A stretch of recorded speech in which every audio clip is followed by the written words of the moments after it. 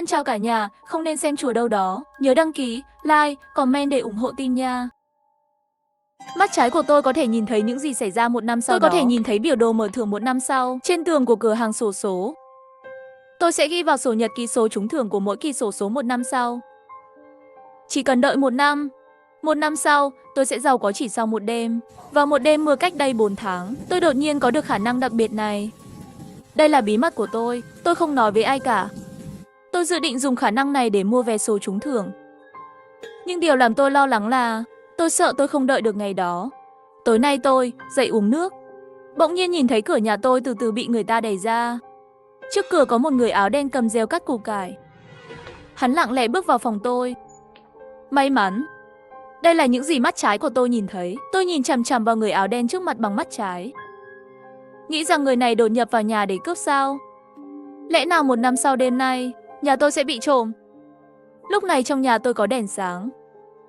Nhưng một đêm sau năm nay, cả phòng đều tối. Tôi chỉ có thể dựa vào ánh trăng ngoài cửa sổ, hầu như không nhìn rõ hình bóng của người này. Người áo đen không cao, gầy gò. Hắn đội mũ lưỡi chai trên đầu, đeo khẩu trang trên mặt. Xem ra người này có tính toán trước. Người áo đen tay cầm reo củ cải đi về phía giường của tôi. Tôi đang nằm sấp ngủ trên giường, lại không biết có người đến gần. Người áo đen lặng lẽ đến bên giường. Đột nhiên giơ reo lên và cắm xuống. Reo củ cải đâm thẳng vào đầu tôi.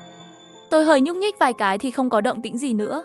Hắn không lục tung tủ trong nhà, chỉ cầm cuốn nhật ký để trên tủ đầu giường lên. Sau đó lặng lẽ rời đi. Chuyện gì vậy? Một năm sau đêm nay, tôi sẽ bị rớt khi đang ngủ. Mà mục đích của đối phương chính là quyển nhật ký ghi số trúng thưởng xổ số. Tôi nhanh chóng theo ra ngoài. Người áo đen ra khỏi nhà, lướt qua mấy tòa nhà, sau đó đi qua một con ngõ hẹp. Đến đường phía sau, hắn đến trước một khách sạn. Sau đó đi thẳng vào. Đây là một khách sạn bình thường. Chẳng lẽ hắn muốn qua đêm ở đây? Người áo đen không đặt phòng ở quầy lễ tân. Hắn cố tình hạ vành mũ xuống, sau đó lên cầu thang và đi thẳng lên tầng. Có lẽ hắn đã đặt phòng từ trước đó rồi.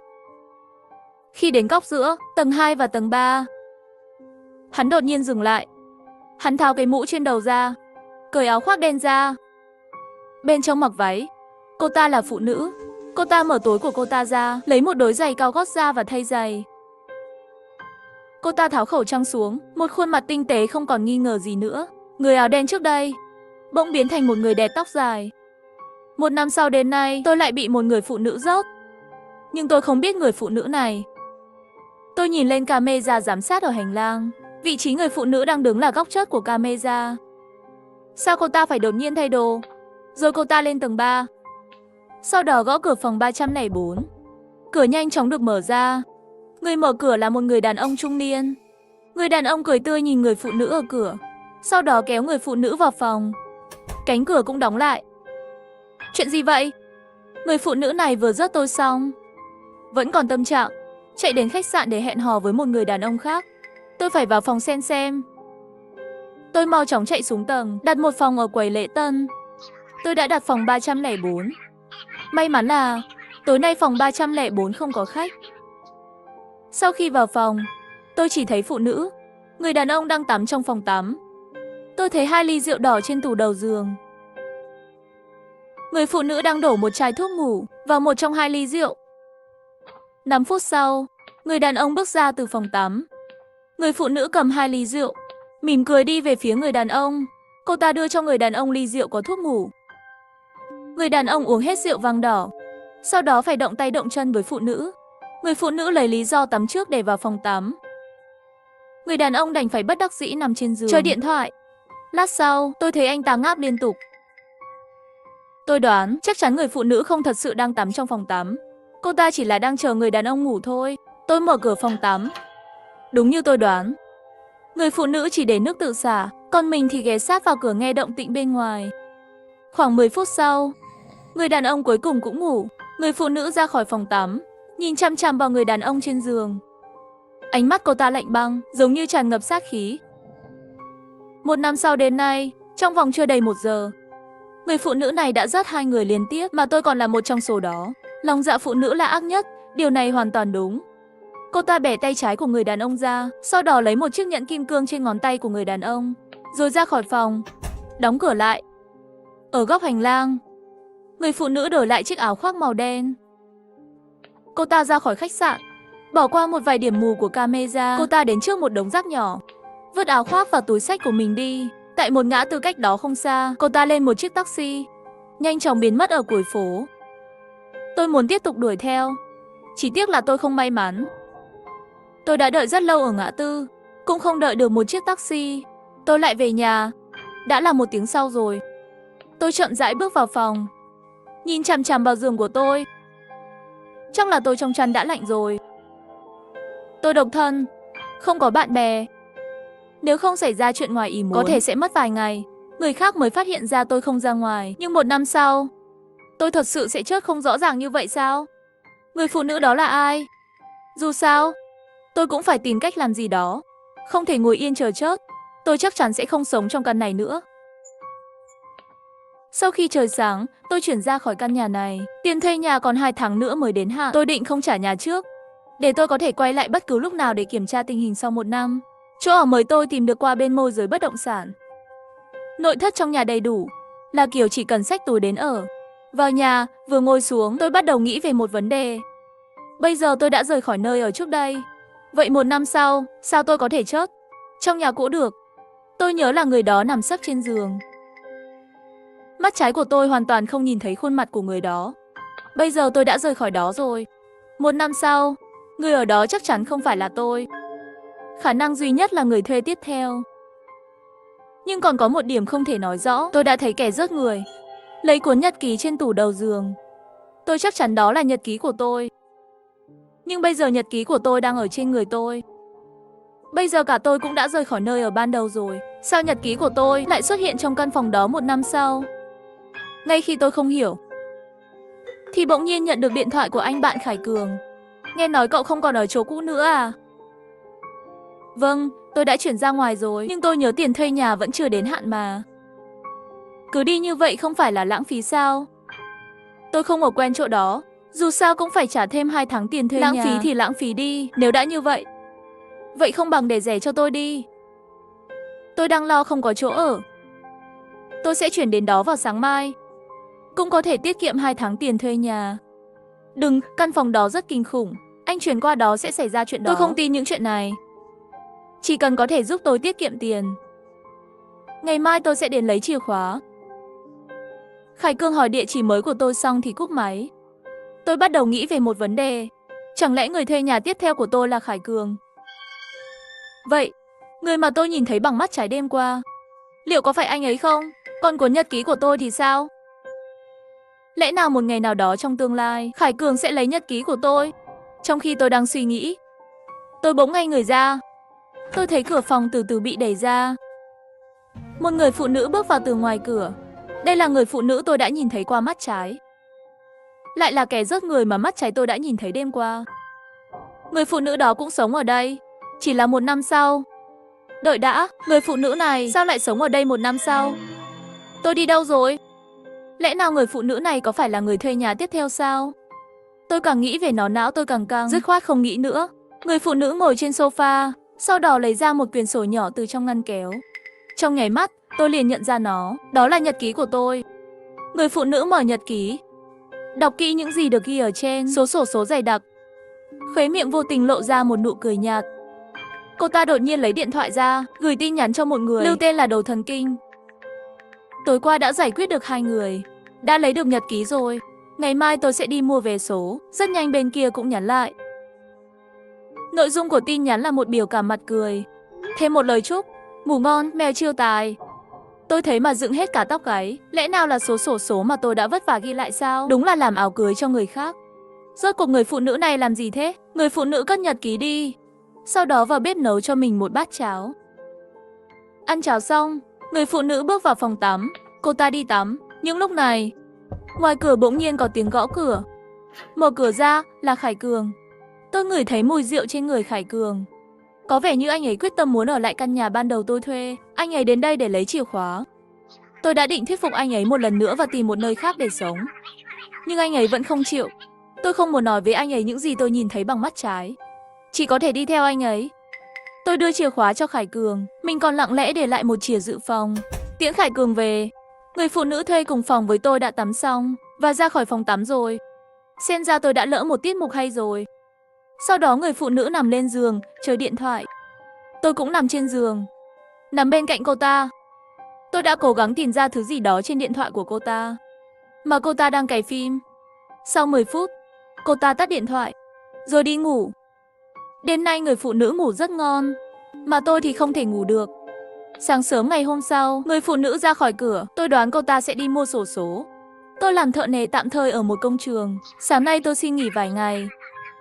So với việc dậy sớm đi làm mỗi ngày, việc điều tra về nguyên nhân 1 năm sau tôi bị mất cuốn nhật ký quan trọng hơn nhiều. 1 năm sau tôi có thể phát tài không, đều dựa vào cuốn nhật ký này. Người phụ nữ vừa đi ra ngoài, tôi liền theo sau. Vì nhật ký của tôi sẽ rơi vào tay cô ta 1 năm sau đó.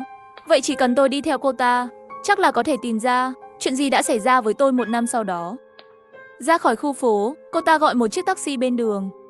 Tôi sợ mất dấu, nhanh chóng chặn một chiếc taxi ở ngã tư. Bác tài đi theo chiếc xe phía trước, tài xế taxi hỏi tôi: chiếc nào? Lúc này tôi mới nhận ra mình nói nhầm rồi.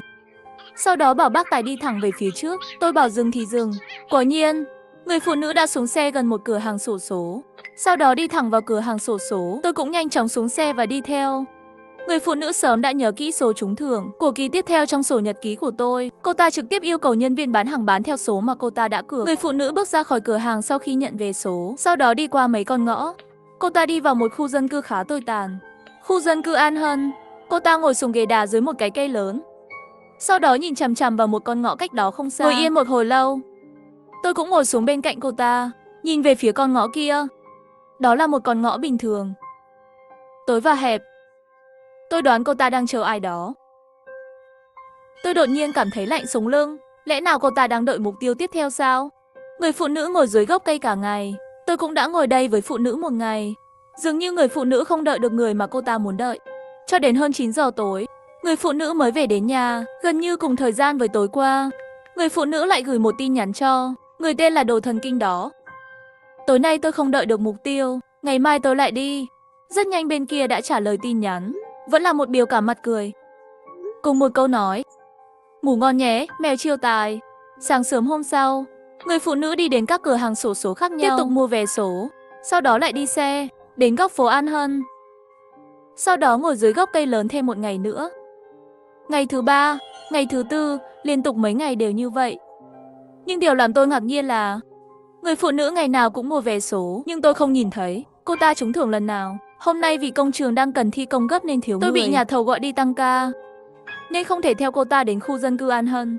Cho đến khi đi làm về lúc 10 giờ tối, tôi phát hiện người phụ nữ vẫn chưa về.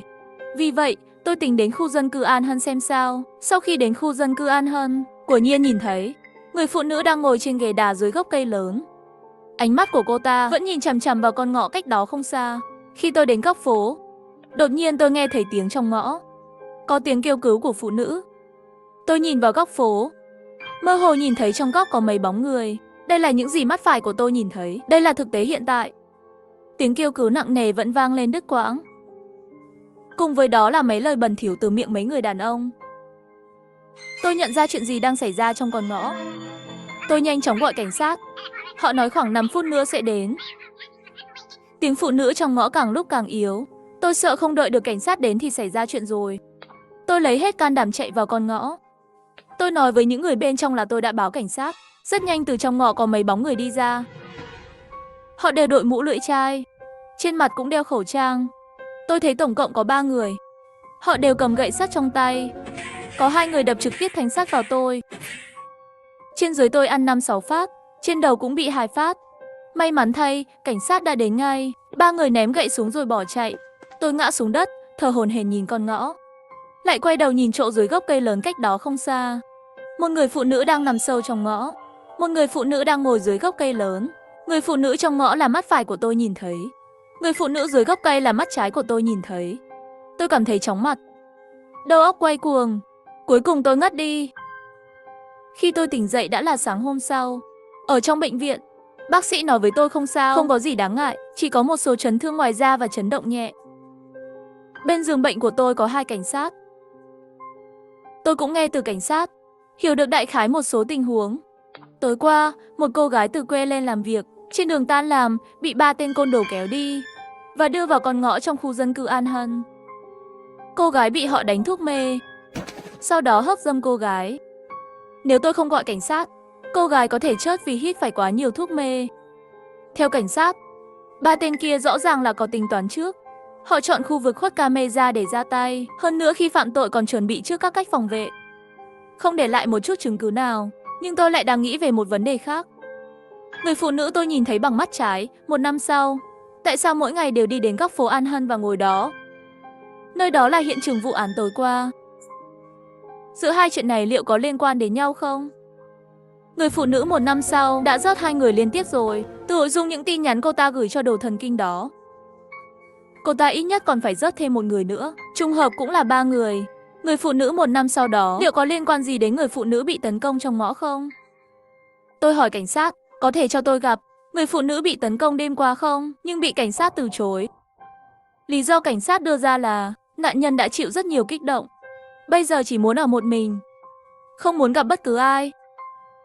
Buổi chiều, tôi được xuất viện rồi. Trên đường đi, tôi đi ngang qua chỗ ở cũ của tôi. Mắt trái của tôi thấy một dây an ninh được giăng lên ở tầng dưới. Có rất nhiều cảnh sát ra vào tòa nhà. Xem ra là tôi của 1 năm sau chốt trong nhà. Cuối cùng cũng được cảnh sát phát hiện. Tôi nhanh chóng đi vào tòa nhà. Tôi muốn dùng mắt trái để xác nhận người chết trong nhà 1 năm sau có phải là tôi không? Nhưng lúc này, cánh cửa trong thế giới thực đang đóng lại. Tôi nhanh chóng gõ cửa.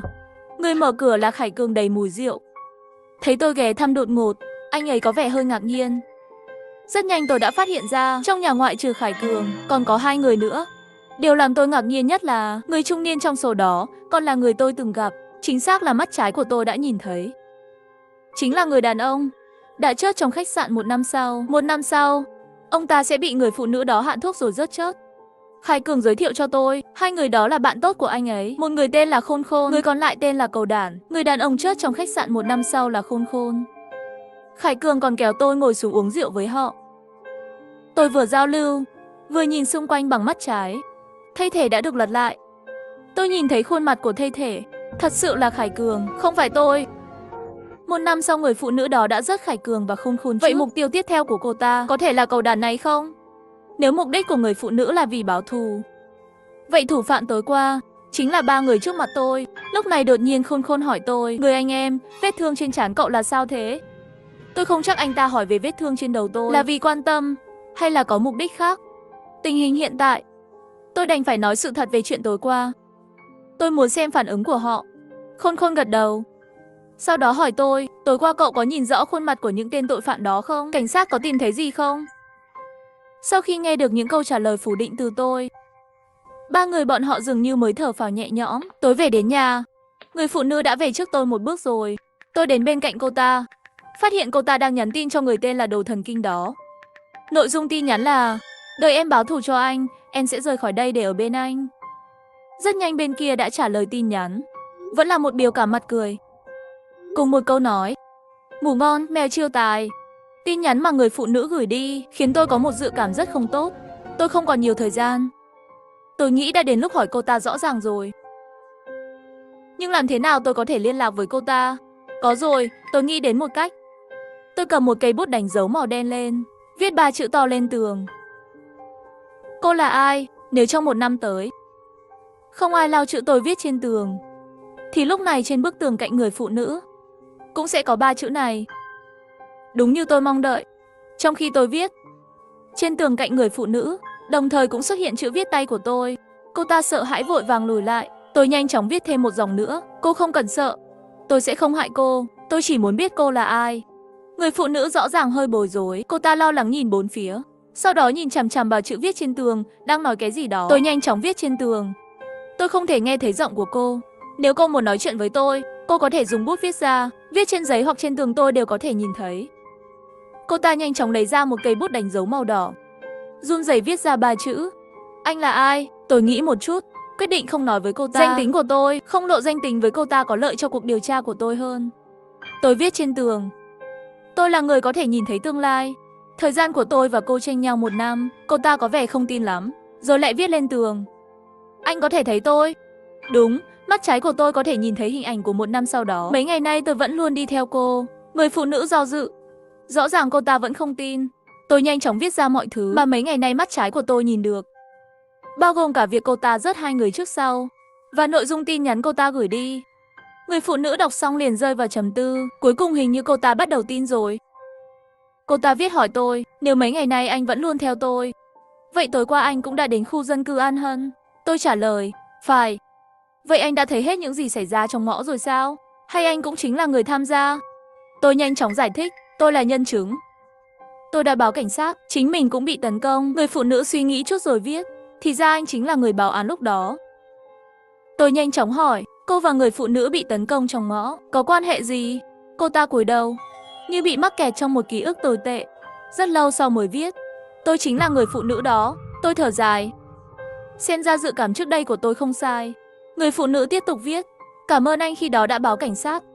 Nếu không, tôi cũng không sống được bây giờ. Tôi trả lời, chỉ đáng tiếc, hiện cảnh sát đang điều tra vụ án này, vẫn chưa có manh mối nào. Tôi biết, bên cảnh sát đã không bắt được 3 người đó.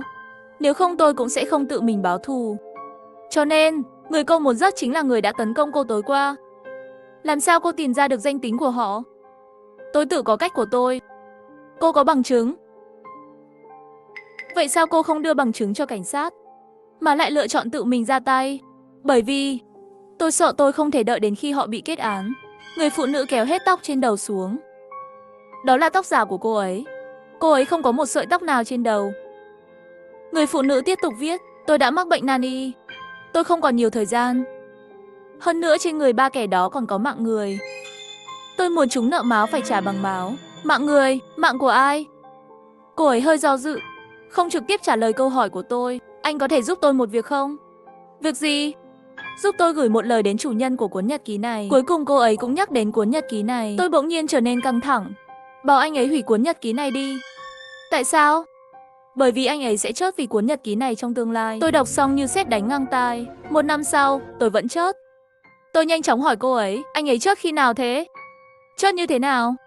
Cô ấy có vẻ căng thẳng. Tôi nhanh chóng viết, nếu tôi nói với cô, tôi là chủ nhân của cuốn nhật ký này, cô có tin không? Sau khi cô ấy đọc xong, một lần nữa trầm tư suy nghĩ hồi lâu. Em tin, thực ra em đã sớm đoán được rồi. Em chỉ muốn thấy anh tự thú nhận. Anh và em đang ở cùng một phòng. Chỉ là chênh lệch thời gian 1 năm thôi. Vậy anh hẳn là chủ của căn nhà này 1 năm trước. An Hân, là anh sao? Cô ấy lại viết ra tên tôi. Cô biết tôi sao? Mau nói cho tôi biết, chuyện gì đã xảy ra với tôi. Một ngày không xa, anh sẽ bị hại chớt. Bị ai hại chớt? Khởi Cường, Khôn Khôn, Cầu Đản. Em rớt chúng là báo thù cho bản thân, cũng là báo thù cho anh. Chính vào lúc tôi đang sốc, cô ấy nói với tôi một sự thật bất ngờ. An Hân, em là vợ anh 1 năm sau. Tôi hoàn toàn chết lặng. Người phụ nữ này sợ tôi không tin, nhanh chóng mở album ảnh điện thoại của cô ấy. Tôi thấy rất nhiều ảnh tự chụp của tôi và cô ấy. Cô ấy lấy giấy đăng ký kết hôn của chúng tôi ra khỏi tủ. Tôi thấy tên cô ấy là Lý Nghiên. Cô ấy thực sự là vợ tôi. Vợ tôi 1 năm sau. Thành thật mà nói, tâm trạng lúc này của tôi có chút phức tạp. Vài phút trước, ấn tượng về cô ấy trong tôi vẫn là con quẻ rớt người không chớp mắt đó. Nhưng lúc này, cô ấy lại đột nhiên trở thành vợ tôi 1 năm sau. Thân phận của cô ấy thay đổi quá nhanh. Tôi thực sự hơi khó thích nghi. Anh ổn chứ? Cô ấy viết trên tường với đôi mắt đỏ hoe. Tôi chần chừ rất lâu mới trả lời. Anh không sao, nhưng lượng thông tin quá lớn, anh nhất thời khó chấp nhận. Trong vài giờ tiếp theo, Lý Nghiên, người vợ xuất hiện từ hư không này, đã cho tôi biết qua một dòng chữ. Trong vài tháng tới, sẽ có vài chuyện xảy ra với anh. Em gặp anh vào 4 tháng trước. Cũng chính là 8 tháng sau của anh. Khi chúng ta gặp nhau lần đầu, em đang sạt tứ. Sau khi trải qua chuyện trong khu dân cư An Hân, em khá trầm cảm và thu mình. Thêm vào đó, phía cảnh sát vẫn chưa bắt được thủ phạm. Em vẫn luôn sống trong bóng tối và nỗi hoảng loạn tột độ. Nhưng điều khiến em cảm thấy tuyệt vọng hơn là khi bệnh viện kiểm tra vết thương của em vào đêm xảy vụ án, lại vô tình phát hiện em bị bệnh nan y. Bác sĩ bảo em chỉ còn sống được 1 năm. Liên tiếp các đả kích, thêm vào đó là bị bệnh hành đau đớn. Em không chịu nổi nữa, cuối cùng chọn nhảy xuống sông Sạt Tứ, mà đúng lúc anh đi qua, lại cứu em một lần nữa.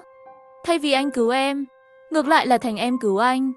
Vì anh không biết bơi, em thấy anh suýt ngạt nước. Không dễ dàng gì mới kéo được anh vào bờ. Hai em cũng không chớt thành công. Mặc dù lúc chuyện ở khu dân cư An Hân xảy ra, chúng ta đã gặp nhau 1 lần rồi. Nhưng lúc đó, cả hai đều không biết gì về nhau. Cho nên cuộc gặp gỡ này là lần đầu tiên chúng ta gặp nhau. Em đã kể cho anh nghe những gì đã xảy ra với em. Anh rất đồng cảm với em và khích lệ em kiên cường sống tiếp. Cũng không biết anh bị làm sao. Từ ngày đó trở đi, Anh bắt đầu phụ thuộc vào em. Anh khích lệ em đi trị liệu. Anh nói dù kết quả ra sao, anh sẽ luôn đi cùng em. Điều trị liên tục khiến tóc em ngày càng ít đi. Em rất buồn, nên anh đã đi mua cho em một bộ tóc giả. Sức khỏe của em ngày càng tệ hơn. Bác sĩ bảo em chỉ còn vài ngày. Vào ngày sinh nhật của em hôm đó, anh đã đưa em đến cục dân chính. Chúng ta đăng ký kết hôn, không làm tiệc cưới, không mời khách. Anh đưa em đi mua một đôi nhẫn kim cương không quá đắt. Thực ra anh muốn mua cái đắt hơn chút, nhưng em không cho. Em nói không quan trọng. Em đã chuyển đến sống cùng anh. Chúng chính là căn nhà mà lúc này chúng ta đang ở. Anh muốn đưa em chuyển vào một ngôi nhà tốt hơn và lớn hơn, nhưng em không thích. Em nói nhà càng nhỏ, càng cảm thấy an toàn. Mỗi ngày em đều không nuốt nổi cơm. Anh đều nấu cháo cho em ăn mỗi ngày. Em thích hoa cỏ, nên anh đã mua cho em rất nhiều cây cảnh đặt trên ban công. Tình trạng sức khỏe của em ngày càng tệ hơn. Mỗi ngày chỉ có thể dựa vào thuốc để giảm đau. Mặc dù em đã dụng hết tóc, em vẫn muốn anh mua bàn trang điểm cho em. Em thường hỏi anh tại sao lại chọn ở bên người sắc chất này. Câu trả lời của anh luôn là câu nói đó. Gặp được em, có lẽ là định mệnh của anh. Tôi thường mắng anh là đồ thần kinh, bởi vì chỉ có đồ thần kinh mới có thể đưa ra lựa chọn như vậy. Anh lại cười nói em là mèo chiêu tài, bởi vì ngày cứu em, vé số anh mua đã trúng giải độc đắc. Em vốn nghĩ em sẽ chớt một cách hạnh phúc dưới sự bảo vệ, chăm sóc của anh lại chớt trước mặt em. Anh có một cuốn nhật ký có thể dự đoán số trúng thưởng xổ số. Vé số anh mua đã trúng giải độc đắc, khiến anh trở thành trung tâm của sự chú ý, đồng thời cũng khiến anh bị người ta rớt. Một đêm cách đây không lâu, anh đi mua thuốc cho em, thì bị mấy tên cướp tấn công. Chúng lấy hết mọi thứ của anh, bao gồm tiền mặt, đồng hồ, nhẫn cưới, cuốn nhật ký và mạng sống của anh. Nơi anh bị rớt nằm trong vùng camera không chiếu tới. Cho đến nay cảnh sát vẫn chưa bắt được kẻ đã rớt anh. Thông qua những vết thương chí mạng trên người anh và dấu vết hiện trường để phán đoán, cảnh sát xác định hung thủ có 3 người, hơn nữa rất có thể là người quen gây án. Em đau đớn, tuyệt vọng trong tuyệt vọng, em đi trên con đường báo thù. Chúng đã lấy nhật ký của anh, đó là manh mối duy nhất của em. Em bắt đầu chú ý đến những người trúng thưởng xổ số gần đây. Sau nhiều ngày theo dõi và ngầm điều tra, cuối cùng em đã chắc chắn được 3 người. Khải Cường, Khôn Khôn, Cầu Đản. Có lẽ anh cũng đang phù hộ cho em. Khi thu dọn đồ đạc của anh, em vô tình tìm được vài video trong máy tính của anh. Đó là video trích xuất từ camera an ninh chỗ ở cũ của video anh. Quay được Khải Cường thường gọi Khôn Khôn và Cầu Đản về nhà uống rượu. Em thấy trong tay Khải Cường cầm nhật ký của anh. Khôn Khôn đeo nhẫn cưới của anh trên ngón tay. Cầu Đản đeo đồng hồ của anh trên cổ tay. Chúng vừa uống vừa khoe khoang, sự giàu có này đến quá dễ dàng. Em thậm chí còn biết được từ cuộc trò chuyện của chúng. 3 người bọn chúng chính là những kẻ đã tấn công em 1 năm trước, mà anh, trùng hợp chính là người đã bảo án chúng thực sự đã có ý định giết anh từ lâu rồi. Trong video camera, họ đã thú nhận tội lỗi của mình. Em không báo cảnh sát, em sợ em không thể đợi đến ngày họ bị kết án. Em sẽ kết án họ theo cách của em. Khải Cường nghiện rượu, tối nào cũng uống say. Khôn Khôn háo sắc, cứ cách 3 đến 5 ngày lại đến khách sạn gọi gái. Sau một lần tụ tập của chúng, em cầm chìa khóa dự phòng của anh đến chỗ ở của Khải Cường. Em đâm vào cổ họng hắn. Tôi đã thay đổi kiểu tóc, trang điểm đậm, sau đó hóa trang thành gái câu lạc bộ đêm, lại đến khách sạn nơi Khôn Khôn đặt phòng. Hắn thật sự không nhận ra em. Anh đã thấy hết quá trình em rớt chúng rồi. Em đã lấy lại nhật ký và nhẫn cưới của anh. Bây giờ chỉ còn lại Cầu Đản. 2 ngày nay em đã tra rõ được chỗ ở của hắn rồi. Không ngờ hắn luôn sống gần con ngõ khu dân cư An Hân. Thứ 6 hàng tuần, khoảng 8 giờ tôi sẽ về nhà một chuyến. Con ngõ sâu trước cửa nhà hắn sẽ là nơi em tiễn hắn lên đường. Đọc những dòng chữ cô ấy viết ra, tôi có rất nhiều suy nghĩ. Không ngờ con quẻ giết người không chớp mắt này trong mắt tôi lại là người đang báo thù cho tôi 1 năm sau. Mà tôi còn là chồng của cô ấy 1 năm sau. Có thể nhìn ra cô ấy rất muốn báo thù, mà tôi lại có chút không đành lòng. Thực ra em không cần báo thù cho anh đâu. Em nên sống thật tốt. Sống tiếp thật tốt nhé. Những ngày còn lại của em không còn nhiều nữa. Cô ấy tiếp tục kiên định viết. Chính nhờ lòng tin báo thù mới giúp em sống đến bây giờ. Anh của hiện tại sẽ không hiểu được đâu. Anh nghĩ anh hiểu. Cảm ơn em. Cảm ơn em vì điều gì? Cảm ơn em đã giúp anh báo thù. Không cần đâu, em là đang giúp em và chồng em. Anh không phải chồng em, ít nhất là giờ chưa phải. Đọc xong những chữ cô ấy viết, tôi cũng không biết phải trả lời sao. Suy nghĩ rất lâu mới tiếp tục viết. Nếu em thật sự muốn báo thù, anh có thể giúp em, cũng là tự giúp mình. Giúp em, anh tính giúp em thế nào? Mai anh sẽ báo cảnh sát, để họ bị pháp luật trừng trị. Lúc đó anh không nhìn thấy mặt chúng. Anh cũng không có bằng chứng. Anh không có bằng chứng. Nhưng em có. Nói cho anh biết những bằng chứng em đã điều tra được. Anh sẽ báo cảnh sát. Vô dụng thôi. Ý em là sao?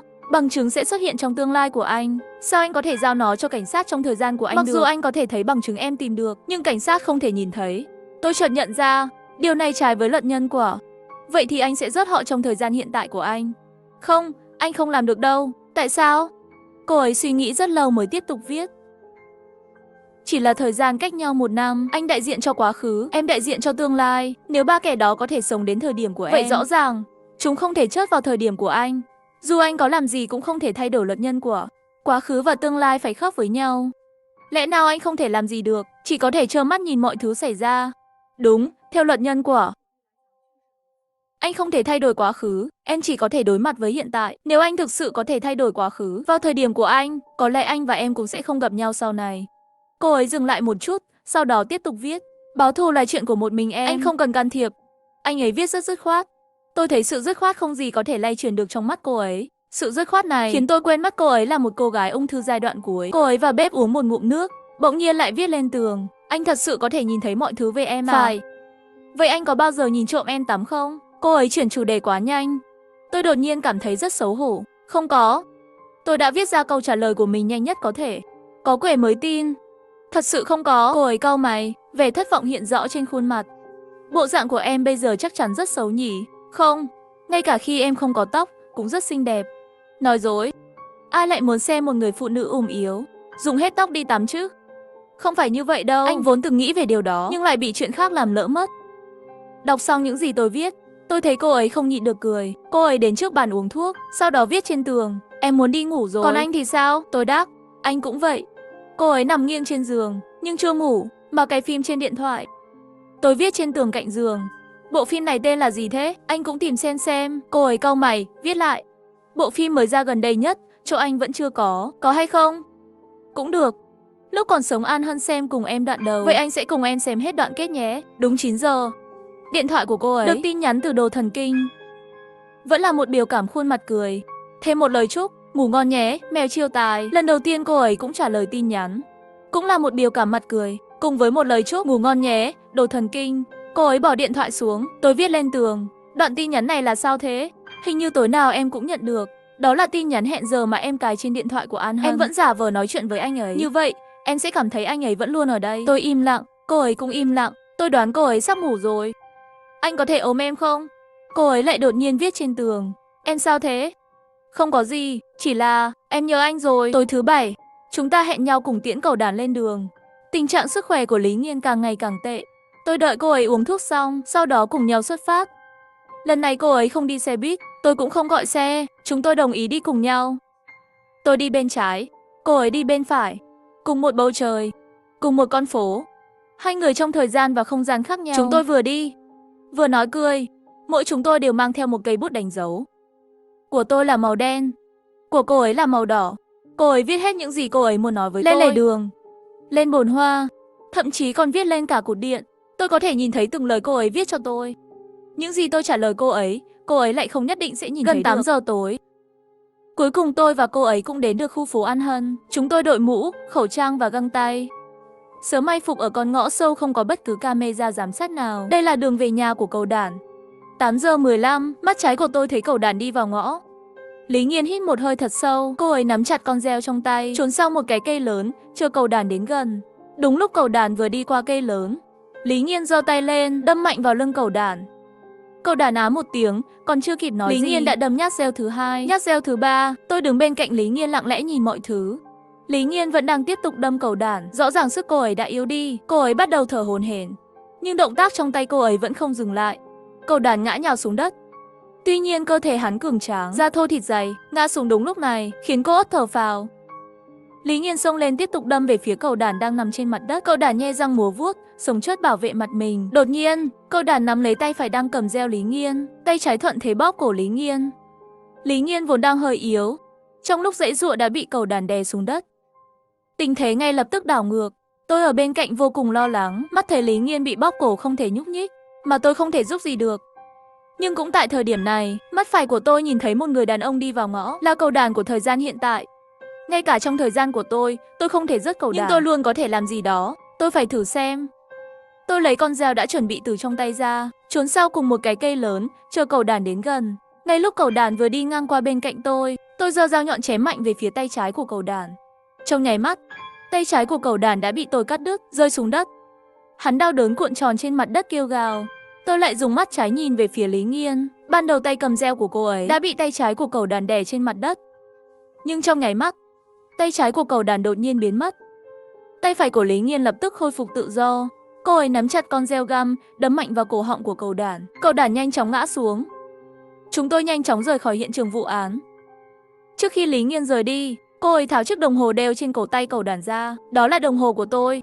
Kể từ đó, Lý Nghiên đã lấy lại tất cả những thứ thuộc về tôi. Lý Nghiên cuối cùng đã báo thù cho tôi xong. Đối với cô ấy, trên đời này không còn thứ gì đáng để cô ấy lưu tâm nữa.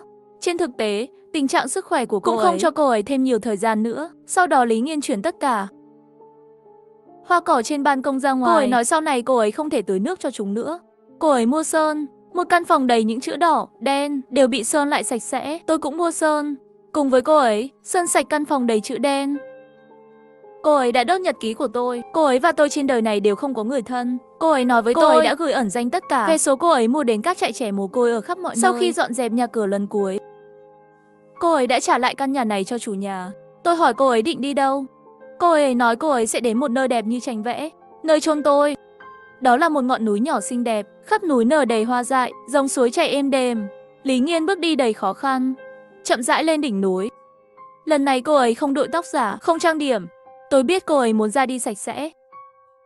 Dưới một cây phong đỏ trên đỉnh núi, Lý Nghiên cố gắng đẩy một phiến đá đã phủ đầy cỏ ra. Bên dưới phiến đá là một cái hố vuông 1 mét. Trong hồ có một cái bình cho màu xám. Tôi biết đó là tôi. Lý Nghiên chậm chậm bước xuống cái hố đó trước mặt tôi. Cô ấy từ từ ngồi xuống, ôm bình cho cốt vào lòng.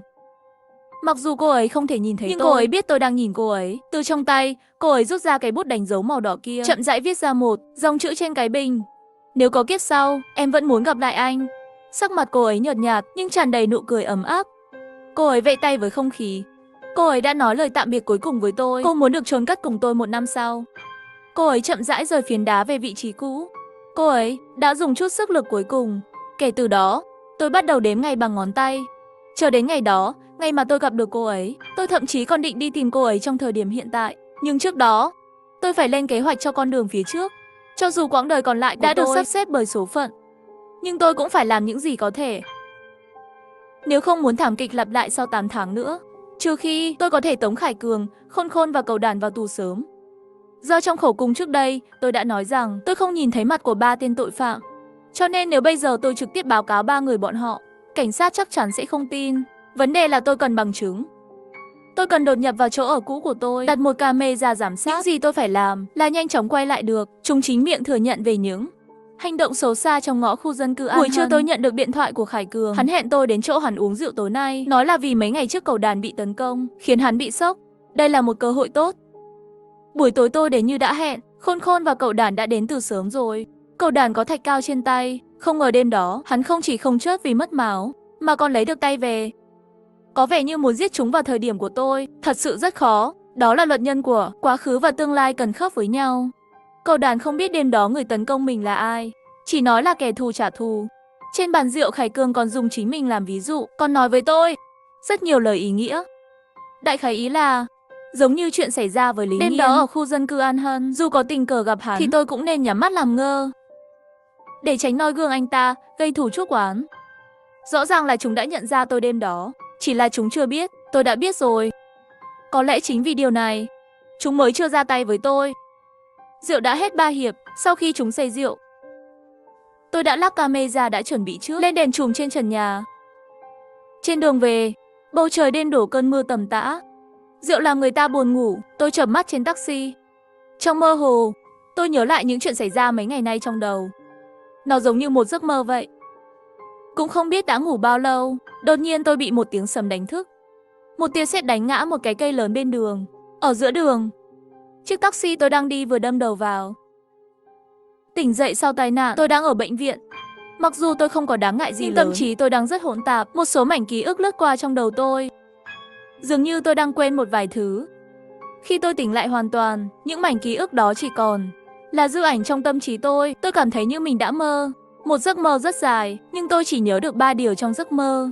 Trong mơ, mắt trái của tôi có thể nhìn thấy tương lai. Trong mơ, tôi mua vé số trúng giải độc đắc. Trong mơ, tôi thấy người vợ tương lai của mình. Đúng là một giấc mơ tuyệt vời. Trở về nhà sau khi xuất viện, vô tình phát hiện nhà tôi đã nhượng lại cho người anh em Khải Cường. Khải Cường nói cho tôi biết tôi đã chuyển đến chỗ ở mới cách đây không lâu. Anh ấy vì muốn tiết kiệm nên đã về nhà cũ của tôi ở. Xem ra tai nạn này đã làm tôi quên rất nhiều thứ. Khải Cường lại an ủi tôi nói, quên một số trải nghiệm không vui, có lẽ cũng là chuyện tốt. Khải Cường dẫn tôi đến nhà mới, mà tôi thì không có ấn tượng gì về nơi này. Quan tâm gì chứ, ở được là được, ngoài ra cũng không mất gì cả. Sau khi vào nhà, tôi thấy một quyển sổ nhỏ trên tủ đầu giường. Mở ra xem, trên đó ghi lại rất nhiều sổ số và ngày tương ứng. Khải Cường thấy rồi cười ha hả, hỏi tôi từ khi nào đã bắt đầu nghiên cứu vé số rồi. Còn trêu chọc tôi nói, nếu một ngày nào đó vé số tôi mua trúng thưởng, nhất định không được quên người anh em này. Tôi cũng chỉ cười thôi, trên đời này nào có chuyện tốt như vậy. Ngày đầu tiên được đánh dấu trên cuốn sổ nhỏ là ngày 15 tháng 7 năm 2023. Lúc đầu tôi cũng không quan tâm. Cho đến ngày 15 tháng 7, tôi mua vé số theo số ghi trên sổ. Thật sự đã trúng giải độc đắc. Tôi chợt nhớ tới giấc mơ dài kia. Lẽ nào đó không phải mơ, mà là một số ký ức tôi đã quên đi sao? Nhưng tại sao tôi không thể nhớ ra bất cứ điều gì? Hơn nữa, mắt trái của tôi cũng không có khả năng nhìn thấy tương lai. Hay là khả năng này của tôi và những ký ức liên quan đã bị ông trời khóa lại rồi? Trên đường đi đổi vé số, tôi đã cứu một cô gái định nhảy xuống sông Tử Tự. Sau khi tôi nhảy xuống mới nhớ ra mình không biết bơi.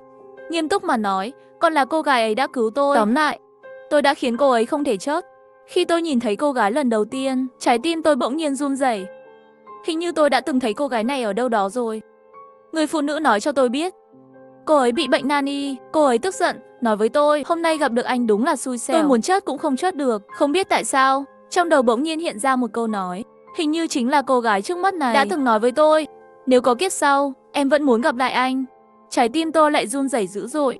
Thốt ra một câu, gặp được em, có lẽ là định mệnh của anh rồi nhỉ. Sau khi cô ấy nghe tôi nói xong, hai người đều có chút ngượng ngùng đỏ mặt. Anh là đồ thần kinh à? Nói như vậy không xấu hổ sao? Cô là mèo chiêu tài sao? Vé số tôi mua hôm nay trúng giải độc đắc.